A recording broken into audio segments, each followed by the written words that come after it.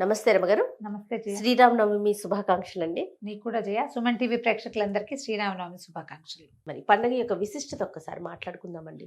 మనకి 2 యుగాల ముందున్న రాముడు మన మీద ఎలాంటి బలమైన ముద్ర వేశాడంటే అన్నిటికీ రాముడే మనకి. మంచివాడని చెప్పుకోవాలన్నా రాముడే, ధైర్యశాలని చెప్పుకోవాలన్నా రాముడే, ధర్మాత్ముడని చెప్పాలన్నా రాముడే. అవును. మంచి అన్నయ్య, మంచి నాన్న, మంచి కొడుకు, మంచి భర్త, మంచి రాజు. ఇప్పటికీ మనకి రామరాజ్యమే కావాలి. అంతటి ప్రభావవంతమైన ముద్ర వేశాడు రాముడు. అవును. మన ముందు యుగాలకి చెందినవాడు. మన ముందు యుగంలో కృష్ణుడు ఉన్నాడు, అంతకుముందు యుగంలో ఉన్నవాడు శ్రీరాముడు. అంత అద్భుతమైన ముద్ర వేసిన రాముడికి పుట్టినరోజు జరుపుకుంటాం. భారతదేశం అంతా పుట్టినరోజు జరిపితే తెలుగునాట మాత్రం పెళ్లి రోజు కూడా జరుపుకుంటాం. అవును. అయితే ముందు కాలంలో లేదు, కానీ కంచర్ల గోపన్ గారు, రామదాస్ గారు ప్రవేశపెట్టిందే కళ్యాణోత్సవం. సీతారాముల కళ్యాణం జరిగింది నవమి నాడు కాదు, కానీ ఆయన వివాహం కూడా అభిజిత్ లగ్నంలో జరిగిందనే చెప్పబడుతుందట. అంచేత ఏ అభిజిత్ లగ్నంలో ఆయన జన్మించాడో అదే లగ్నంలో వివాహం కూడా చేయటం కోసం ఇట్లా మధ్యాహ్నం పూట కొంచెం లేటుగా మొదలు పెడతారు కదా. ఊరూరా కళ్యాణ మండపాలు వెలుస్తాయి. మనకి తెలుగునాట అంతా ప్రత్యేకంగా కనపడుతుంది. అవును. రామ అనే 2 అక్షరాలు అత్యంత సులువుగా పలకగలిగేవి, మనని తరింపచేసేస్తాయి. పెద్దదైన నారాయణ మంత్రాన్ని లేదా ఉపదేశం అవసరమైనటువంటి పంచాక్షరినో కాకుండా ఎవరైనా కేవలంగా రామనామం చేసుకో అని నేను నీకు చెప్పచ్చు. అవును. నేను అధికారిని చెప్పడానికి అధికారం నాకు లేకపోవచ్చు, పుచ్చుకునే అధికారం నీకు లేకపోవచ్చు. కానీ అయినా కూడా రామ మంత్రాన్ని ఎవరైనా ఎవరికైనా తేలికగా ఉపదేశించవచ్చు. తారక మంత్రాన్ని గురుముఖత తీసుకునే అద్భుతమైన వ్యవహారం కూడా ఉన్నప్పటికీ కేవలంగా రోజు రామనామం చెప్పుకో అని మామూలుగా ఎవరైనా ఎవరితోటైనా చెప్పేసేయచ్చు. అది అంత అద్భుతమైన ఫలితాన్ని కూడా ఇస్తుంది. మామూలుగా మంత్రోపదేశం, మంత్రం అంటే అది చాలా ప్రభావవంతమైంది, బలమైంది, ప్రత్యేకమైనది. కొంత నియమం, నిష్ఠ కావలసినవి, విధానము, గురువుకో విధానం, వారి విధానాన్ని మనం పాటించాలి, నియమాలు ఉంటాయి. ఆ నియమం లేకుండా మనని తరింపజేయటానికే రామనామం ఉంది, రాముడున్నాడు.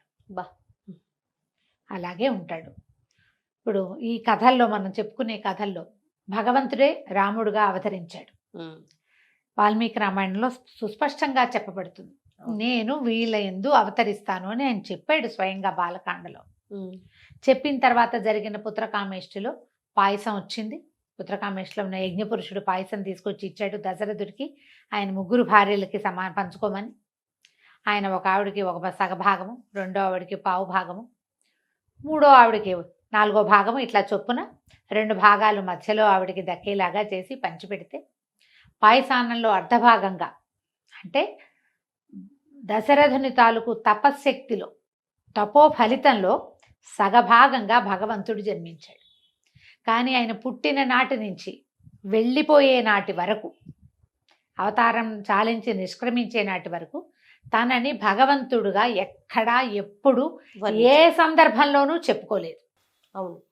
భగవంతుడిగా ప్రవర్తించలేదు. ఒక అద్భుతమైనటువంటి అతిమానుషమైనటువంటి మానవుడిగానే కనిపించాడు. అలాగే ప్రవర్తించాడు. మానవులకుండే రాగద్వేషాలు అనుభవించి చూపించాడు. సీత తప్పిపోయినప్పుడు, ఆమెని ఎత్తుకెళ్ళిపోయినప్పుడు ఒక భార్య వియోగాన్ని స్పష్టంగా అనుభవించాడు ఆయన. భార్య కోసం ఎంత ప్రయత్నం చేయాలో అంతా చేశాడు. ఒక స్నేహితుడు తన్ని ఆశ్రయిస్తే అతని కోసం ఎంత మటుకు వెళ్ళాలో, స్నేహితుడి కోసం ఎంతకు తెగించాలో అంతవరకు వెళ్ళాడు. ఒకరు తనని ఆశ్రయిస్తే, విభీషణుడు ఆశ్రయించాడు. మా అన్న దుర్మార్గుడు, అతను ధర్మం తప్పాడు, నన్ను వెడలగొట్టాడంటే నాతో ఉండు, నిన్ను రాజును చేస్తానన్నాడు. ధర్మం ఎవరి పక్కనుందో వాళ్ళ పక్కనలా ఉన్నాడు. సుగ్రీవుడి దగ్గర అట్లాగే కదా ఉన్నాడు. అన్నదమ్ముల్లో ఒకరిని సంహరించి 2వ వాడిని రాజును చేయటం సాధారణంగా వింటే అది కరెక్ట్ కాదనిపిస్తుంది మనకి. కానీ ఎవరి యందు ధర్మం ఉందో వాడితోటే ఉన్నాడు. సుగ్రీవుడు ధర్మం తప్పి వాలి రాజ్యం తీసుకోలే, కానీ వాలి ధర్మం తప్పి సుగ్రీవుడి భార్యను తీసుకున్నాడు. వాళ్ళు అడిగేట, నువ్వు నన్ను అన్నయ్య ఆశ్రయించుంటే నీ భార్యను తీసుకొచ్చి చేతిలో పెట్టేవాడిని, నువ్వు సుగ్రీవుడు ఆశ్రయించవని.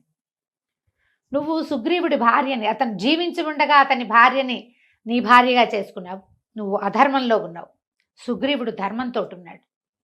ఒక ధర్మం తప్పిన వాడితోటి నా భార్యను వెతుక్కోవడానికి సహాయం కూడా నేను అడగనన్నాడు. నిజానికి వాళ్ళు మహాబలవంతుడు. రావణాసురుడు ఆయన తోకలో ఉన్న ఓ చిన్న వెంట్రుకతో సమానం వాలికి. వాళ్ళని ఆశ్రయిస్తే చాలా సులువుగా పని అయిపోయేది. కానీ రాముడు ధర్మం తప్పడు. అధర్మంగా ప్రవర్తించేటువంటి వాలితోటి స్నేహాన్ని కూడా ఆయన ఇచ్చగించాలి. మనుషులు ఎలా ఉండాలో అలా చేసి చూపించాడు. నువ్వు ధర్మంతో ఉండు, బలవంతుడు కాదు, ధర్మాత్ముడితో ఉండు. బలవంతుడితో ఉంటే కొన్ని పనులు అవుతాయి, కానీ ఒక్కొక్కసారి వాడి బలం నీ మీదకి అతి బలంగా ప్రవర్తించవచ్చు. అవును, కానీ ధర్మాత్ముడితో ఉంటే వాడు ఎప్పుడూ ధర్మంతోటే ఉంటాడు, తన విధి విధానం ప్రకారం ఉంటాడు. అలాంటి ప్రత్యేకమైన వ్యక్తిత్వం ఉండటం వల్లే రాముడు ఇప్పటికీ మనకి ప్రత్యక్ష దైవంగా ఉన్నాడు. ఆయన ఏ మహిమలు చూపల, మహత్యాలు చూపలేదు, ఏది ఎవరికి ఇచ్చేసినట్టుగా మనకి కనపడదు. అంటే ఒక ఏదైనా కోరుకోగానే ఇప్పుడు కుచేలుడికి కృష్ణుడు అతనికి రాజ్య సంపదలను చాలా సంపదనిచ్చాడు. అవును, అలాంటిది చేయల, శక్తితోటి చేశాడు, బలంతో, ధర్మంతో, న్యాయబుద్ధితోటి చేసినట్టే కనిపిస్తుంది.